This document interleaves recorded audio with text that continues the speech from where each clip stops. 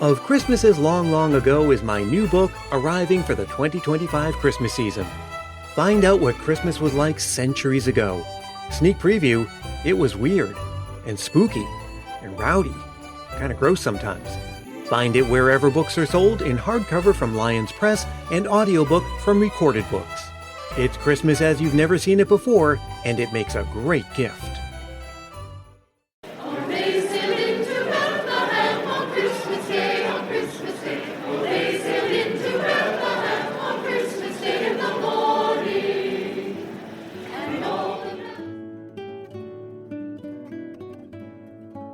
November is the biggest travel month of the year, and yours truly had some travel plans, just as I'm sure you did.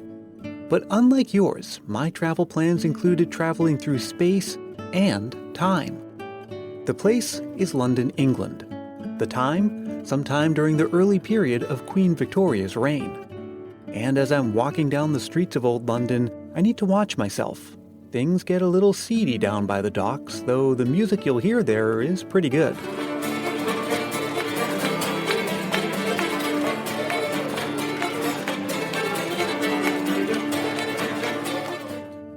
Down Petticoat Lane, I swing a loop by Mad Sal's Dockside Alehouse. Is anybody looking for a will? A most deserving case.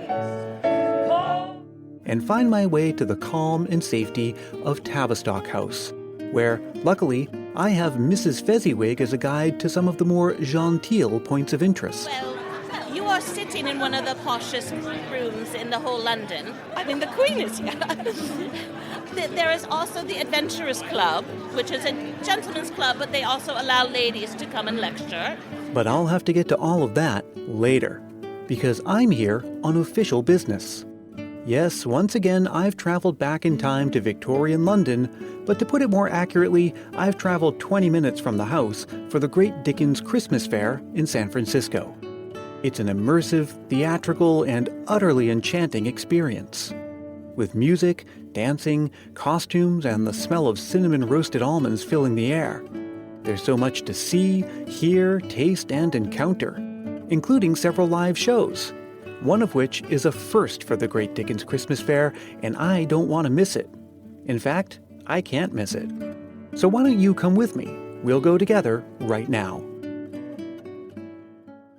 Hello, everybody, and welcome. My name is Brian Earl. I'm the host of a podcast called Christmas Past. With me is Tim Babb, host of a podcast called Can't Wait for Christmas. And you are the lovely and beautiful on the inside and out audience for the very first time that we've recorded a podcast here at the Dickens Fair. Give yourself a round of applause for coming out. Woo! Now, Tim, this is for a podcast, so people can't see what you and I can see right now. So could we perhaps describe? Just a sea of festive garb taking us back to Victorian England. Corsets, bonnets. Top hats. Ascots. And we haven't seen one yet, but I would be surprised if we didn't see at least one waxed mustache. Oh, right, yes. But for the next hour or so, we have some trivia games, we have some music, we're going to meet Kevin Patterson, the director of the fair, and have a lot of fun along the way, right, Tim? Yes, indeed. But first of all, for people who maybe don't know who we are, why don't we say, so you're the host of a podcast called Can't Wait for Christmas. That's correct. And you've been putting out an episode once a month since 2015. That's right. Comes out the 25th of every month all year long, or Rudolph Day, which is a thing you didn't know was a thing. And so throughout the years, you must have learned some really interesting facts about Christmas, things that most people wouldn't know. What are some of the most surprising?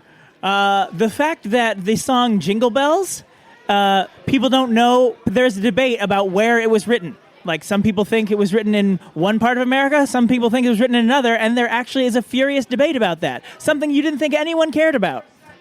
How about you? You've been doing your podcast for pretty much as long as me, right? Since 2016. You're a little older than I am. True in many ways. And yeah, I'm actually doing an episode this season on Silent Night. Oh, yes. I don't know if you knew this or not, but the author, Joseph Moore, who wrote the words, after he died, they wanted to build a memorial to the song. Right. But during his lifetime, he never had a portrait drawn, no painting was ever done. And so when the artist wanted to do a statue, they had no idea what to make it look like. So they dug up his body. What? And removed the skull to use as an artist's model for this sculpture. And then when they were done, instead of digging it up again, they embedded it into the Silent Night Chapel, which you can visit today, as over 100,000 people do every year in Oberndorf, Austria. Wow. I thought it was weird that it was illegal to sing it before Christmas Eve. You found a way weirder fact.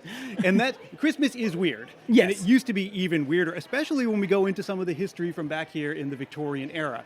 So one of the things that we're going to do is play some rounds of Christmas trivia, most of the questions having to do with Christmas from a bygone era. Mm-hmm. But before that, there's something that I spy way in the back.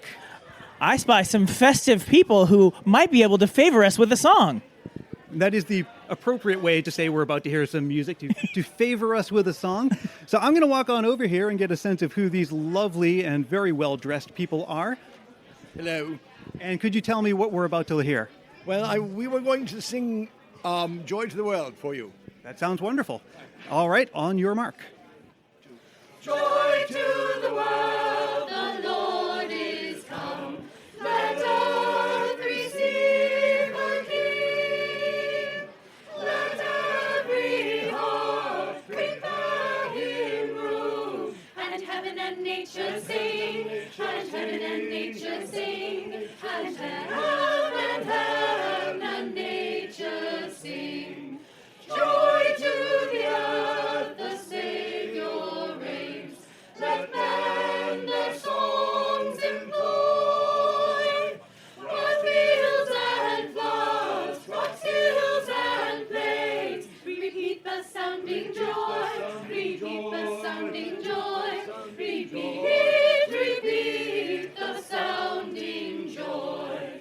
He rules the world with truth and grace, and makes the nations prove the glories of his righteousness, and wonders of his love, and wonders of his love, and wonders of his love.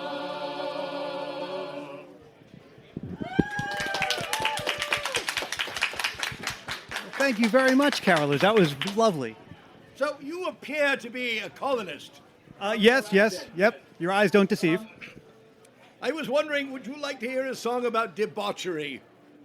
Well, I think we'll have to ask our lovely audience here. On my. Oh, yes!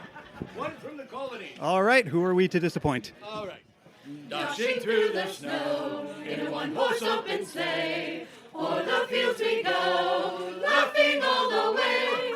Bells on bobtail ring, making spirits bright. What fun it is to ride and sing a sleighing song tonight. Oh, jingle bells, jingle all the way. Oh, what fun it is to ride in a one-horse open sleigh. Jingle bells, jingle all the way. Oh, what fun it is to ride in a one-horse open sleigh. A day or two ago, I thought I'd take a ride, and soon Miss Fanny Bright was seated by my side. The horse was lean and lank, misfortune seemed his lot. We got into a drifted bank, and where we got upsot. Oh, jingle bells, jingle all the way. Oh, what fun it is to ride in a one-horse open sleigh. Jingle bells, jingle all the way. Oh, what fun it is to ride in a one-horse open sleigh. Now the ground is white, go it while you're young. Take the girls tonight and sing the sleighing song. Just get a bobtail nag, 240 for his speed, and hitch into an open sleigh, and crack, you'll take the lead. Oh, jingle bells, jingle all the way. Oh, what fun it is to ride in a one-horse open sleigh. Jingle bells, jingle all the way. Oh, what fun it is to ride in a one-horse open sleigh. Thank you very much, carolers. That was lovely. I'd like to thank you guys for sharing some of your music with us. Well, it's our pleasure.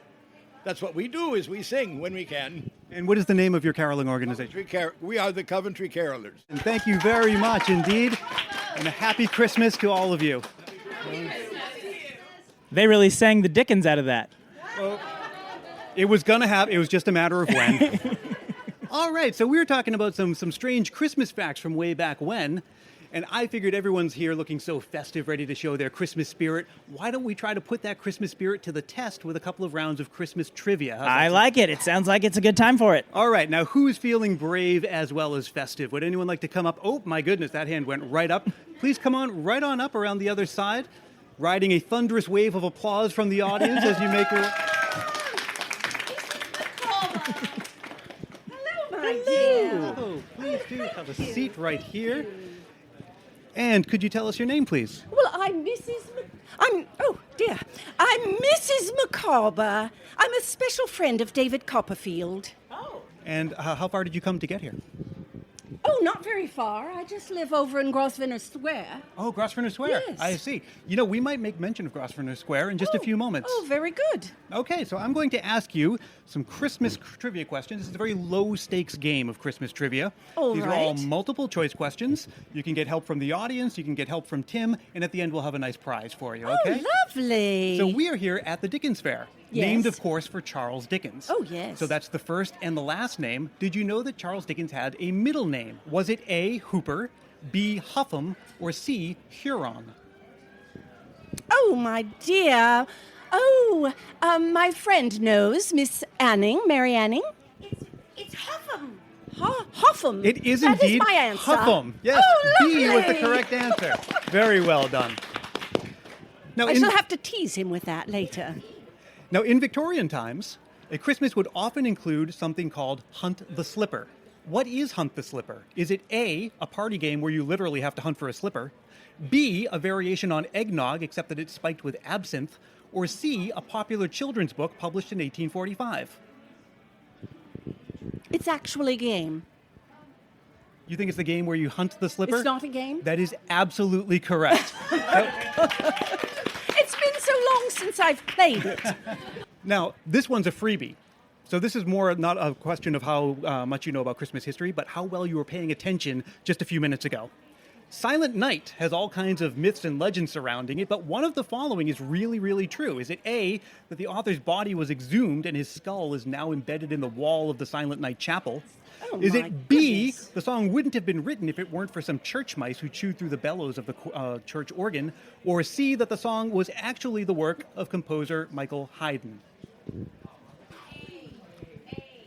Are you sure? I would have thought it was B, because I know it was written for the guitar. Sounds like the audience wants you to go with A. I think I'll have to go with A. And the then. correct answer was A. Oh, very good! Now, I should say that the other two really are myths that exist about that song. Some people actually do believe it was the work of Haydn. All right.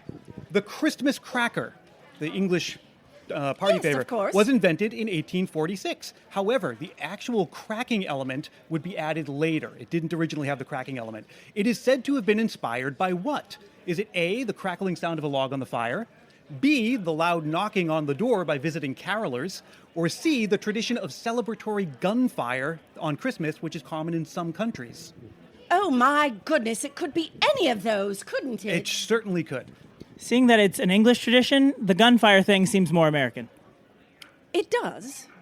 It does. What were the other two? Was it the crackling of a log on the fire? Or the loud knocking on the door by visiting carolers? I say the fire. The crackling fire. It was the gunfire. I steered you wrong. I'm sorry. That wasn't fair at all. Oh, that wasn't fair at all. In Norway, there is a tradition called popping the pudding.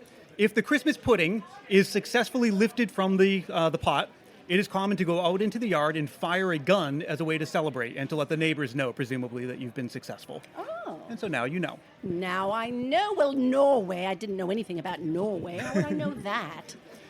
Sir Henry Cole is said to have designed the very first commercially printed Christmas card in 1843. That was unusual. There was something unusual about the image on the card. What was it? Was it A, that each family member had the same face, the face of Sir Henry Cole? Was it B, it shows a toddler drinking alcohol? Or C, it contains a hidden message discernible only with a mirror and a magnifying glass? I would have thought it was... I was going with B even before you said that. Just had to make up for it when I gave the wrong answer last time. There's nothing wrong with a toddler having alcoholic beverage. That's how you put them to sleep, dear. And that is Yes. exactly right. It does show a child drinking a glass of wine, which was fairly common back then, but it got some flack from the temperance movement. Oh, well, of course, yes. Doing great so far. Thank you. For many Victorians, a goose club was an essential part of Christmas. What is a goose club? Is it A, wooden club for hunting your own Christmas goose? Is it B, the original term for a group of geese, as one might see at a market?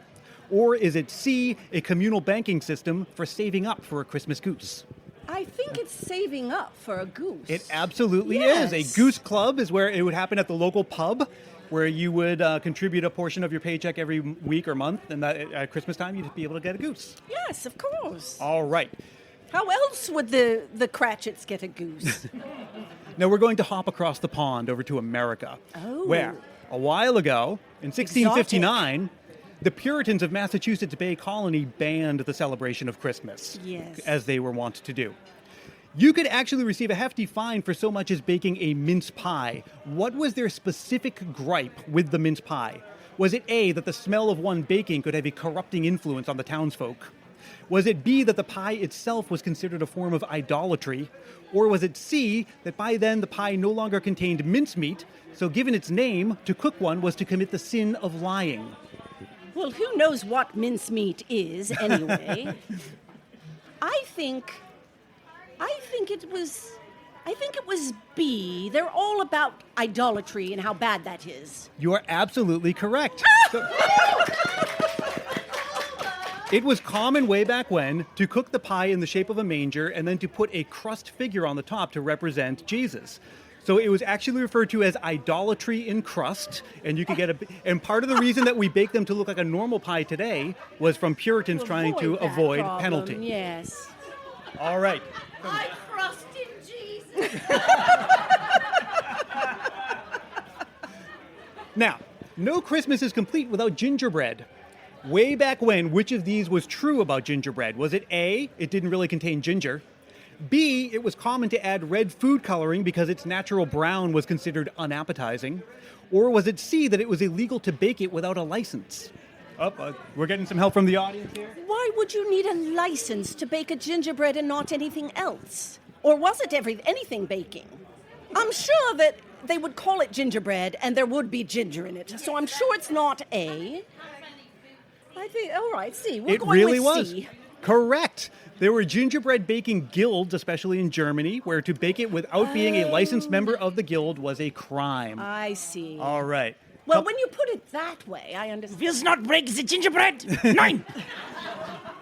Now, the Christmas tree became mainstream after Prince Albert introduced that German custom to England. In 1848, the London News described the royal tree in detail, including the tree topper, which was what? Was it A, an angel holding a wreath in each hand, B, figurines of Victoria and Albert themselves, or C, an apple? The angel, possibly, but also the apple. I think apple. You think incorrectly, I'm afraid to say. It I was got one the wrong. angel. Okay. Holming, Holming, Holming is a Christmas tradition that we thankfully no longer practice. Why is that? Is it A, that it describes thrashing people with holly until they bleed? B, drinking sour milk in a toast to good health? Or C, clipping lighted candles to one's shoes? The lighted candles. I'm afraid we're a bit silly with fire around here. We have been silly with fire, especially when it comes to the trees, but I'm afraid the correct answer is A. Holming is also known as holly thrashing, where it was common to thrash one with holly until you draw blood. Well, that wouldn't take too long with holly, certainly you know. wouldn't. They're quite sharp. And The leaves are quite They sharp. certainly are. And it was common for young men to do this to young ladies for reasons we'll never understand. What? And also, it was common among families that the last person to wake up on Christmas morning would receive some holming. Now that makes some sense. It might be a good tradition to bring back when you're trying to get those guests to leave. Exactly. Oh, yes. Well, I would like to thank you for playing a wonderful game of Christmas trivia. We have thank you. a little prize for you. You have a weekend pass to the fair, Oh, well, that would be lovely. along with some other Christmas goodies from Tim and me. Thank you very much indeed Thank you for playing. so much. And a round of applause for a game.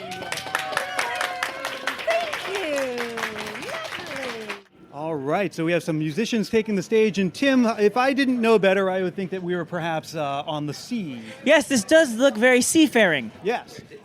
And now, how do you know? What's making you think that? Well, we've got some very naval-looking ascots. Yep.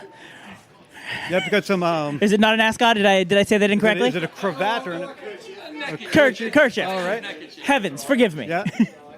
All right, and so could you please tell us who you are? We are the Paddy West School of Seamanship, where we produce The best seaman in London. Oh my! Do you want to be scandalized, or should I? I'm gonna pretend I'm gonna take that at face value. And so when you're not producing seamen, what else do you do? We are also the Sea Dogs throughout the year. We perform at all sorts of things from maritime festivals to pirate events. And we're going to get a taste of that right now, are we not? Absolutely. All right, on your mark. When I was a schoolboy, I lived at home at ease. But now I am a trolley man, I sail the wintry seas. I thought I liked seafaring life, 'twas alright till I found 'tis a time sight worse than slavery when we get off the ground. And it's haul, boys, haul, haul, boys, haul. Heave away the capstan, lads, and let's get up the trawl. When the winds are blowing and the ship's gently rowing, my Emma, won't you be true to me? Now every night in winter, as regular as a clock, put on your old southwester, likewise your old skin frock, and then up to the capstan, lads, and then we'll heave away. Well, that's the cry in the middle of the night as well as in the day, and it's haul, boy, haul. Ho, boys, ho! Heave away the capstan, lads, and let's get up the trawl. When the winds are blowing and the ship's gently rolling, my Emma, won't you be true to me? And when the fish are up on deck and piling to our knees, we'll slip and slide and wonder why we ever went to sea. But then on shore we'll sell our catch, that's easier to bear. For it's beer all night and the ladies' arms when we get paid our share. And it's haul, boys, haul, haul, boys, haul. Heave away the capstan, lads, and let's get up the trawl. When the winds are blowing and the ship's gently rolling, my Emma, won't you be true to me? With winter passing over and springtime coming on, we'll go out in all weather, lads, no time for beer or song. For the fish don't wait for lovers, as you will quickly find. Put on your oilskin jacket, lads, and leave the gals behind. And it's haul, boy, haul, haul, boys, haul. Heave away the captain, lads, and let's get up the trawl. When the winds are blowing and the ship's gently rolling, my Emma, won't you be true to me? And when our trip is over, hard up the tiller goes, and straight away to Yarmouth with the big jib on her nose. And when we reach the pierhead, all the gals will loudly say, here comes our jolly trawling, lads, it's been so long away. And it's haul, boys, haul, haul, boys, haul. Heave away the capstan, lads, and let's get up the trawl. When the winds are blowing and the ship's gently rowing, my Emma, won't you be true to me? And it's haul, boys, haul, haul, boys, haul. Heave away the capstan, lads, and let's get up the trawl. When the winds are blowing and the ship's gently rolling, my Emma, won't you be true to me? And it's haul, boys, haul, haul, boys, haul. Heave away the capstan, lads, and let's get up the trawl. My Emma, won't you be true to me? My Emma, won't you be true to me?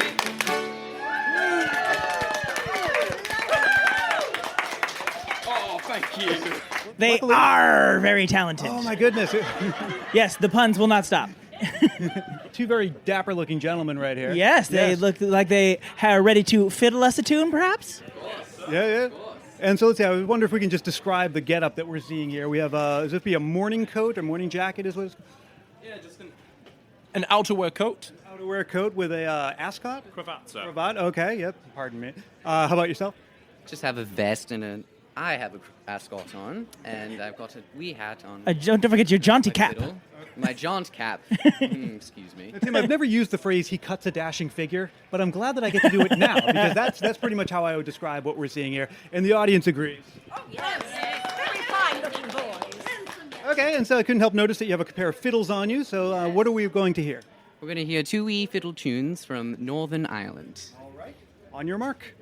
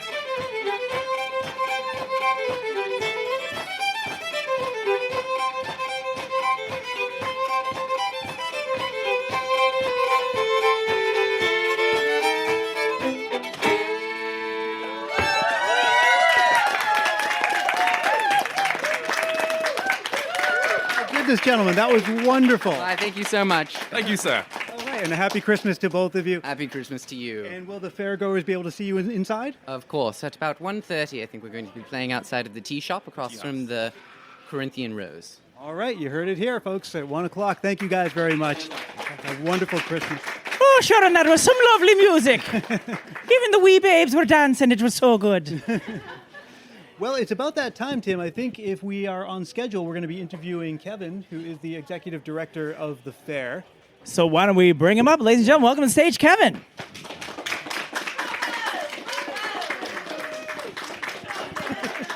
An expert curtsy. So first of all, welcome to the show. Thank you very much. And thank you for having us here. Oh, it is my pleasure. You are so welcome. Now, I wanted to ask about the origins of the Dickens Fair because it owes its origins are tied into another very popular fair tradition that takes place. Yes, well, there is a thing called time travel that we all have in our hearts as something we wish we could do. And my parents back in 1963, with a group of their friends and the children in their theater group, decided to create something called the Renaissance Pleasure Fair. It was the first such time travel event, living history, if you will, in the world, really. And a few years later, they decided to do one with a Victorian theme here in San Francisco in a warehouse down somewhere near the Embarcadero. And now for the last 20 years, the Dickens Christmas Fair has been flourishing at the Cow Palace. And it's great to be able to celebrate our 37th year doing this and our 20th year at the historic San Francisco Cow Palace. Yeah, so the Dickens Christmas Fair is really something that is in our hearts, and we've been doing it for a long time. And I grew up here. My parents handed the reins over to my wife Leslie and I some 25 years ago, and we have been producing it as a family show ever since. Now, are there stories from putting it on every year, like things that stand out, either challenges or things, surprises, basically? Even though you're doing something similar every year, that I'm sure there are things that stand out from year to year. Is there any special, interesting stories that's a word I made up, interesting stories that you might like to share? We only have a few minutes. Yes, of course. Well, let me go back to when I was a little boy, and there was this person who was portraying a man who was the character out of Oliver Twist, named Mr. Fagin. Yeah, yes. And my parents wanted me to earn my keep, as it were. And so they told me that I needed to work for Mr. Fagin. And Mr. Fagin, of course, trained pickpockets. So I learned how to pick pockets when I was 10 years old and run around the streets of the Dickens Christmas Fair here at the Cow Palace in 1970-something and pick pockets, except we had a bit, because when you actually picked a pocket, then you very clumsily handed off the lady's handbag to Mr. Fagin and dropped it. And then Mr. Fagin would look at us very sternly and shake his finger and pick up the aforementioned picked item and hand it back to the lady very graciously, telling the boy by the scruff of the neck, which just happened to be me, that he was misbehaving and he would teach him the proper ways of being a proper Victorian lad. So that was my little twist on having been part of the Oliver story. That is a good skilled pickpocket. Where's my wallet? I noticed on the website you encourage people to dress up in authentic Victorian costumes. But one of the things you discourage is costumes that are not of the era. And I'm wondering, is that rule there because there was a specific issue with people showing up in the wrong costumes? Well, we have had on occasion a stormtrooper not exactly getting it, and so we hope to educate people that it's a different empire that we are portraying here. And the Victorians really had lots of different things that they did that were colorful and interesting, various military outfits and fabulous ladies' ball gowns and whatnot. So there really is no limit to the creativity that they can express within the correct time period. And what are some of the most amazing costumes or dress-ups that you've seen people come here with? Well, I have seen a gentleman dressed as an admiral from the British Navy with all of the epaulets and all of the buttons down the front of his waistcoat being exactly authentic from 1862 to 1869. I mean, there are people who go to so much trouble to make their costumes for the Dickens Christmas Fair that they go to London to shop for the little bits and bobs, and then they do authentic recreations of that particular piece of clothing. And then there's also people who put on a bowler and a top hat or a lady's bonnet and wear their jeans and are just as happy being swept into the time period as somebody who's gone to the trouble of spending, well, thousands of dollars making a costume. So it really is not limiting. People express themselves in costume here, or they come just basically as they wish to, comfortably dressed. It's one of our favorite things to say that at the Dickens Christmas Fair, costumes are admired but not required. Nice. Now, as you mentioned, there are people who not take it seriously, but like their fandom, if you will. I don't know if you can describe Dickensness as a fandom, but so they come every year kind of expecting the same thing, but I'm sure you also want to change things up from year to year. How do you strike that balance, and what do you do with the Dickens Fair from year to year to keep it fresh, but also not lose what people are coming to see? Well, we do love tradition, and we're all about the traditions of the holidays and about the literary traditions that come out of Charles Dickens and out of Lewis Carroll and all of the wonderful authors of the time period. However, there are new shows every year, and every single day is different because this theater art form is fundamentally improvisational. With 800 performers being the characters, there are no two moments or no two encounters that are exactly alike. And if you come with your heart open, ready to play, it will be different every single day. Very nice. Brian, I've hogged all the question asking. Is there something you would like to ask? I don't want to... Well, if we're going to close things out, what would be a good way to make sure that you enjoy and be able to see everything that there is to see here at the Dickens Fair? When people come in, they get this floor plan. Would you suggest counterclockwise, or is there a place that you would go right to if you were with maybe perhaps a young family, or another place you go directly to if you were a couple or something? Well, there is a map of our London in the London Chimes, the illustrated London Chimes, by the way, that's handed out to everybody that comes through the gates. And I do encourage people, when they first arrive, to take a moment, get their bearings, perhaps have a dance in fezziwigs, just to sort of immerse themselves that much deeper in it, and then walk all the way to the far end of London and work their way back forward. That way they've had a chance to sort of see little things that they might want to come back and spend more time in, but when they're with little ones or with a particularly curious or antsy partner or associate, they can sort of get their energy up and have the ability to go all the way through the show without stopping and starting and stopping and starting, because there's so much to attract one's attention that it's nice to just sort of get, like I said, get your bearings and get all the way through London and then find those things that were particularly attractive and come back and spend more time. Make sure to spend time at the eateries. Come with a hearty appetite.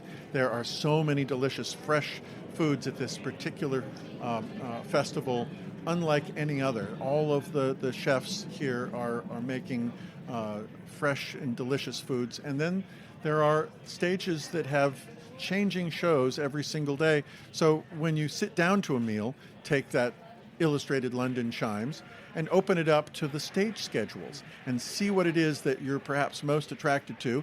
If you're here with a date, you might spend time at Mad Sal's Dockside Ale House singing along with the oh-so-naughty boys and girls up on stage with their slightly off-color language. The bawdiness of Mad Sal's is not for those faint of heart or under 18. Or go to Tinsley Green Children's Area and be able to meet Father Christmas, tell him the wishes that a young one might have, or play really inventive, interesting games like Paint the Roses Red, where you get to throw a soft paintbrush at these bushes that have white roses on them. And if you hit the rose, it will knock down and turn into a white one so that the queen will not be angry. So everyone here is about to go in and experience the fair, but for those listening, where would they find out more information about how they can get down here and experience this Dickens goodness? Well, there is that wonderful magical place called the Internet. And if you find your way there, you simply arrive at dickensfair.com, as if falling down the rabbit hole, as it were, with Alice. Once you're at dickensfair.com, the whole world will open to you in preparation for arriving at the Great Dickens Christmas Fair, where we're already having fun. Well stated. Thank you very much, Kevin. Thank you for putting this on. Indeed. And keeping this tradition going for so many years and making it just such a wonderful place for us all to be. You're very welcome. Enjoy. Thank you. Okay, well, thank you very much. Ladies and gentlemen, the executive One more time for director.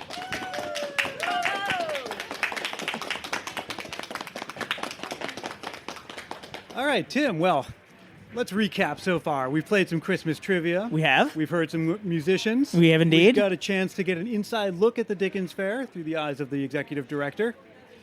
Why don't we play another round of Christmas I was trivia? saying, I'm itching to play some more trivia. We learned a lot last time. Yeah, We had some fun, mostly too. that's why I want to learn more. Uh-huh. Well, we're missing something. We need someone to come up here and play Christmas trivia. Who would like to come up here? Spoiler alert, you're going to win prizes. I see someone who is ready to come up, but needs a little encouragement. This lovely young lady here. Please come on up and swing around this side. Now, Tim, there's a reason this is taking longer than it would if we were in the 20th century. Perhaps you could help me paint the picture here. Well, it is how do you describe the way the dress shoots out like that? So it's a hoop skirt with petticoats over it. And then I'm wearing a corset, and the hoop skirt goes at the waistline of the corset. And I've got chemise, and I've got drawers under there.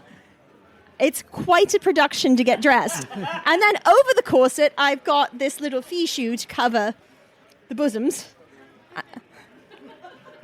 Don't tell Mama I said that word. and then I have, of course, the lovely plaid dress that I'm wearing over it. So it takes upwards of half an hour to get dressed some mornings. It's some of us have ladies' maids. I'm not so fortunate, so. Okay, well, we've met your outfit. Let's meet. What's your name? I'm Miss Fezziwig. I'm the eldest Fezziwig daughter at Fezziwig's Christmas party. All right. Well, Isn't she? round of applause. So we're going to ask you some questions about Christmas history, which fairly recent history, given the time we're in now. Christmas used to be a lot more superstitious than it is now. Which of these is a real superstition from Christmas past? A, in parts of Germany and Poland, it was believed that a child born on Christmas Day was likelier to become a werewolf. B, to ensure good health, you should neither bathe nor change your clothing between Christmas and New Year's. Or C, it's bad luck if a cat meows on Christmas. That's quite difficult. The cat is tempting. I'm certainly not going to say the bathing thing. I might say I'm very torn between the cat and the bad luck with the werewolves. But okay, I'm going to say the cat. I think the audience says cat. I might concur with that. The correct answer is they are all true. Goodness. No matter which one you chose, you would have gotten Goodness. right. A trick question where you are bound to win. But yep, all of those are actual superstitions from Christmas past. My goodness. Okay. Santa Claus, before he was famous, had another name, St. Nicholas. After he was a real person from the 4th century in what's now Turkey. And after he passed away, he became the sort of all-purpose patron saint. Was he the patron saint of pawnbrokers, saddle makers, or goat herders?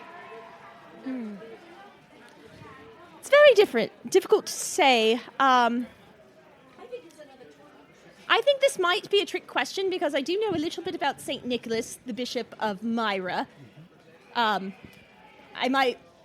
could say about quite a lot about him, and I know he was the patron of children and sailors and seagoing and prostitutes.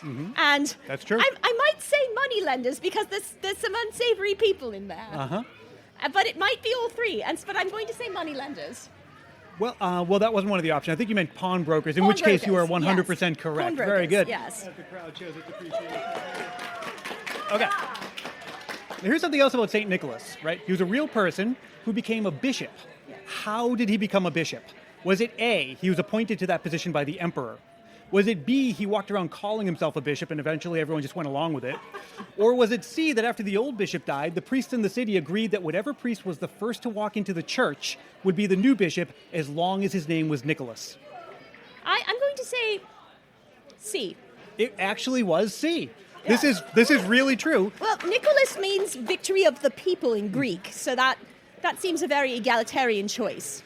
Apparently, one of the priests had a vision that the next bishop would be named Nicholas, so they all just sat at the church door and the first guy named Nicholas who walks in is the new bishop. I know so much more mundane things about him, like he punched a man named Arius. He sure did. Yes. At the Council of Nicaea. Yes, the first Arius, Council of Nicaea. There was 3 councils of Nicaea. And Arius he held a heretical belief. He wasn't a Trinitarian. He was not. And specifically, he had heretical beliefs about the Son of God, that he was not both fully human and fully divine. Right.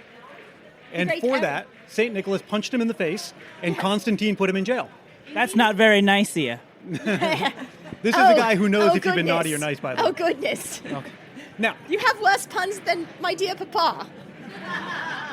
Thank you. here is something that you're likelier to get right off the bat. In A Christmas Carol, the Cratchits have 2 daughters. What are the names of those daughters? Is it A, Clarice and Annabelle, B, Margaret and Rose, or C, Belinda and Martha? Being well acquainted with the novel, I know it is C, Belinda and Martha. It is Belinda and Martha. Very well done indeed. Okay. A Christmas Carol inspired many adaptations for the print, screen, radio, and stage, including which of these? A TV special where comedian Rich Little plays all the characters. B, a cartoon called The Stingiest Man in Town where Tom Bosley, who played Mr. Cunningham on Happy Days, voiced a character named B.A.H. Humbug. Or C, a TV special called Mrs. Scrooge, where Cicely Tyson plays the lead character known as Ebenita Scrooge. All of these seem plausible. They really do. Yeah, there have been so many strange adaptations. Does that suggest anything to That you? suggests I'm going to say all of the above. All of the above. Yes. Tom Bosley really was B.A.H. Humbug. I was like, Cicely Tyson is way too specific. They've all got to be true. Yes. They were all very, very specific. Now, early Christmas cards in England were different from the kinds of cards we know today. Was it A, that they were twice the size of today's cards, B, that the paper was usually scented, or C, they almost never depicted Christmas? Well, I just saw an article about this recently, and I know that it is C. They almost never depicted Christmas. That's exactly right. Old Christmas cards almost never depicted Christmas. So you must know what kind of things you would see on a Christmas card from back then. Strange things like child flowers coming out of a bouquet. With flowers with the heads of children inside. Not at all gruesome or creepy. Many a Victorian Christmas party included a game called Snapdragon. What is that? Is it A, a game where players took turns plucking raisins bare-handed out of a bowl of flaming brandy and then eat those flaming raisins? B, a variation on Spin the Bottle where players took turns plucking petals off of a snapdragon? Or C, a contest to see who can fit the most ginger snaps into his mouth at once? I'm taking A because I know that flaming punch was very much a thing at Christmas. Yep, that is exactly right. That really was. You would light some raisins on fire and then eat them. I think I know why we don't play that anymore, but just a guess. Yes. Now, in A Christmas Carol, how many brothers does the ghost of Christmas past claim that he has? Is it A, a baker's dozen, B, more than 1,800, or C, enough to sink a fishing boat? Yes. That's like, more than 1,800, B. It is B, with more than 1,800. And we just saw the ghost of Christmas past walking. In A Christmas Carol, what neighborhood of London did the Cratchit family live in? Was it A, Camden Town? It's A. Correct! Victorian people are so smart. Now, last question for you. Sugar plums. They're not plums. They were nuts or seeds covered with a candy shell. But the first ever time we ever heard the word sugar plum, it described something different. What was it describing? A, a style of women's hat, B, hush money, or C, an embarrassing slip of the tongue? I'm going to guess either A or B, but I might guess A. Would you like to guess again? Is it B? It is B, hush Yes. money, yes. Yes. Sugar plums was hush money. Yeah. All right, well, thank you very much for playing our game, and we have a nice little prize for you. Weekend pass to the Dickens Fair, plus some other Christmas goodies from Tim and me. Thank you very much indeed. You get the whole stocking. Well, Tim, that was the first ever live recording of Christmas Past here at the Great Dickens Christmas Fair. And so I would like to thank these lovely people for spending an hour with us for our hour of trivia games and music and conversation and some Christmas fun. I hope you had fun. I would like to thank you for letting me be a part of this. Well, thank you very much, everybody, for sharing some time with us. This has been the first ever live recording of the Christmas Past podcast here.